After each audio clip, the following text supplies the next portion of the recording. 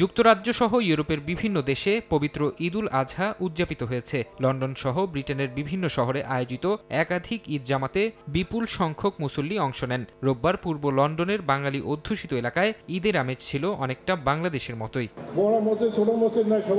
স্পেনেও উদযাপন করা হয় ঈদুল আজহা। আবহাওয়া অনুকূলে থাকায় স্থানীয় সময় সকাল 7:30 থেকে 8:30টার মধ্যে দুটি জামাত হয় বাংলাদেশ অধ্যুষিত লাভ পিয়েরের কেন্দ্রীয় কাসিনো পার্কে।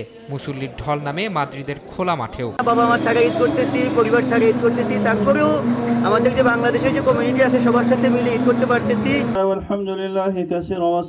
ধর্মীয় ভাব গাম্ভীর্যের মধ্য দিয়ে ইউরোপের আরেক দেশ আয়ারল্যান্ডে পালিত হয় মুসলমানদের দ্বিতীয় বৃহত্তম উৎসব ঈদুল আজহা। দেশটিতে সকাল 7টা থেকে 9টা পর্যন্ত বিভিন্ন স্থানে অনুষ্ঠিত হয় ঈদের নামাজ।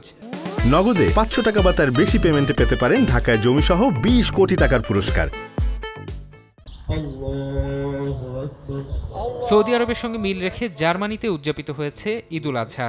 সবচেয়ে বড় জামাত অনুষ্ঠিত হয় টেম্পল হফারফেল্ডের খোলা মাঠে। এই জামাতে অংশ নেন সর্বস্তরের প্রবাসী বাংলাদেশি নারী ও পুরুষ। বার্লিনের প্রায় সবকটি মসজিদেও 2টি করে জামাত অনুষ্ঠিত হয়। নামাজ শেষে ধর্মপ্রাণ মুসলমানদের সঙ্গে ঈদের শুভেচ্ছা বিনিময় করেন জার্মানিতে নিযুক্ত বাংলাদেশের রাষ্ট্রদূত। মুসলমান ভাই ভাই, বাংলাদেশিরা আমরা ভাই ভাই, সেভাবে যেন আমরা চলতে পারি।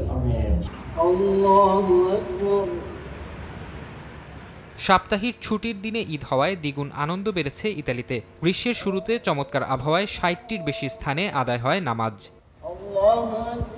ফরহাদ চৌধুরী, সময় সংবাদ।